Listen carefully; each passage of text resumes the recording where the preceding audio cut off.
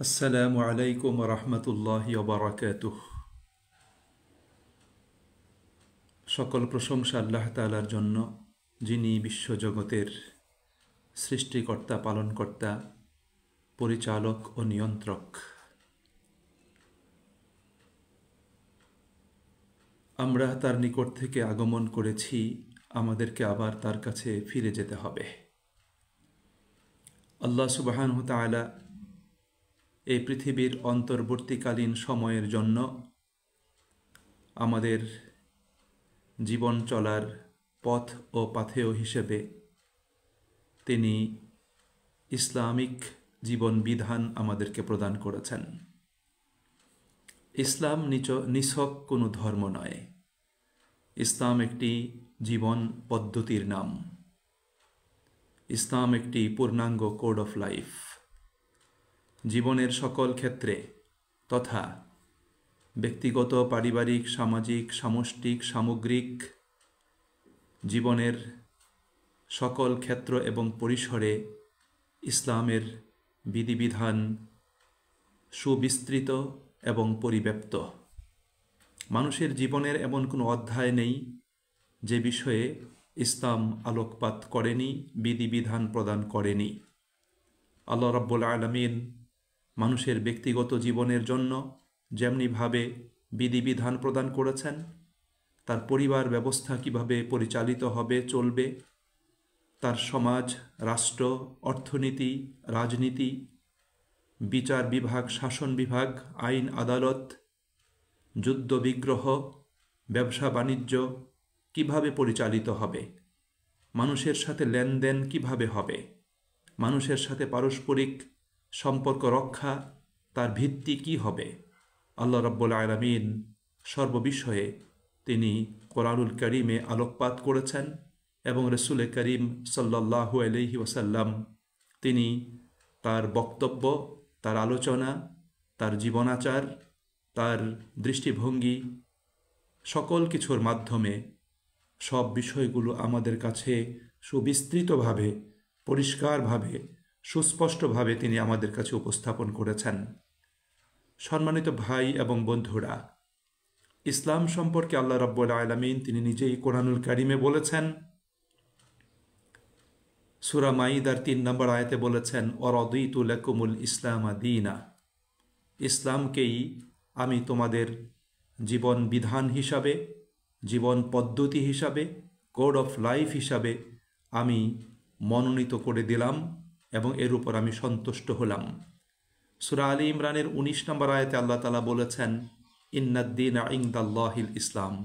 নিশ্চয়ই ইসলাম হলো মানব জাতির জন্য একমাত্র দিন তথা জীবন বিধান। আল্লাহ রাব্বুল আলামিন কোরআনুল কারীমে তিনি সুস্পষ্টভাবে সূরা আলী ইমরানের ৮৫ নম্বর আয়াতে বলে দিয়েছেন, ওয়ামান ইয়াবতাগি গায়রাল ইসলামি দীনা ফালান ইউকবালা মিনহু ওয়া হুয়া ফিল আখিরাতি মিনাল খাসিরিন। যে ব্যক্তি ইসলামকে পরিত্যাগ করে অন্য কোনো বিধিবিধান, অন্য কোনো জীবন পদ্ধতি অবলম্বন করবে, গ্রহণ করবে, তার নিকট থেকে এটা কখনোই কোনো অবস্থাতেই অ্যাকসেপ্ট করা হবে না, গ্রহণ করা হবে না। এবং এই ধরনের ব্যক্তিবর্গ আখিরাতের জীবনে তারা ক্ষতিগ্রস্ত হবে।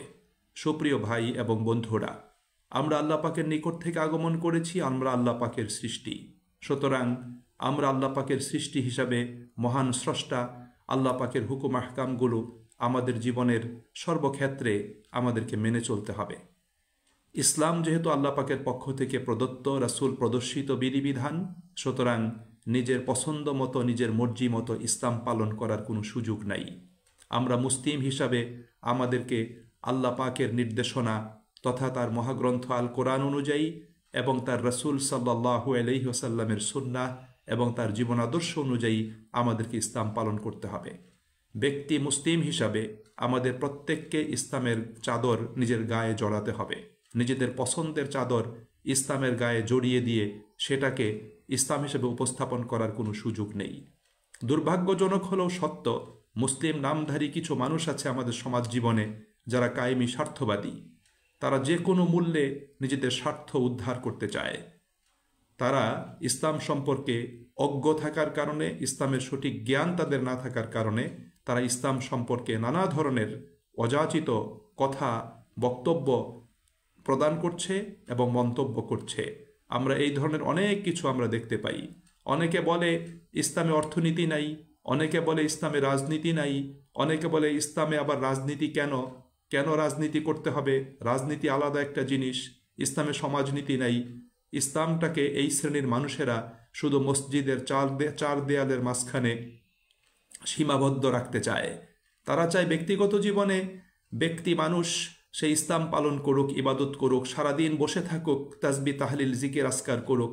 সে কেন সমাজ নিয়ে চিন্তা করবে, সে কেন রাষ্ট্র নিয়ে চিন্তা করবে, সে কেন সমাজ ও রাষ্ট্রের সংস্কার কামনা করবে, সে কেন আইন আদালত বিচার ব্যবস্থা প্রশাসনের সংস্কার কামনা করবে। এগুলি হলো কায়েমি স্বার্থবাদী ব্যক্তিবর্গ। এরা জেগে জেগে ঘুমের ভান করে থাকে, এরা সব কিছুই বোঝে, এরা চরম স্বার্থবাদী, এরা খুবই চালাক চতুর। কিন্তু একটা জিনিস মনে রাখতে হবে, সচেতন মুমিন মুসলিমরা কিন্তু এখন আর অজ্ঞ নয়। তারা এদেরকে জানে, তারা এদেরকে চিনে। এই জন্য আমাদের প্রত্যেককে মনে রাখতে হবে, আপনি ব্যক্তিগতভাবে ইসলাম পালন করতে পারছেন না, এটা আপনার দুর্বলতা, এটা আপনার সীমাবদ্ধতা, এটা আপনার অপারগতা। কিন্তু কেউ যদি ইসলাম পালন করতে চায় এবং সমাজের সর্বত্র ইসলামকে যদি ছড়িয়ে দিতে চায়, তাহলে আপনার গা জ্বালা করবে কেন? আপনি পারছেন না, সেটা আপনার ব্যর্থতা। সুতরাং অন্যের সফলতার ব্যাপারে আপনি নেতিবাচক কথা বক্তব্য প্রদান করা কোনো অবস্থাতেই আপনার উচিত নয়। সাহস থাকলে বলে দিতে হবে যে আমি ইসলাম পালন করতে চাই না, আমি চাই না যে সমাজ ইসলাম দ্বারা পরিচালিত হোক। কিন্তু সেই সাহস তো নেই।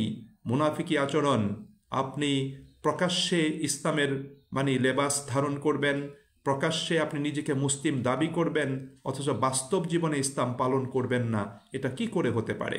এই জন্য সুপ্রিয় ভাই এবং বোনেরা, সুপ্রিয় সচেতন মুসলিম এবং মুমিন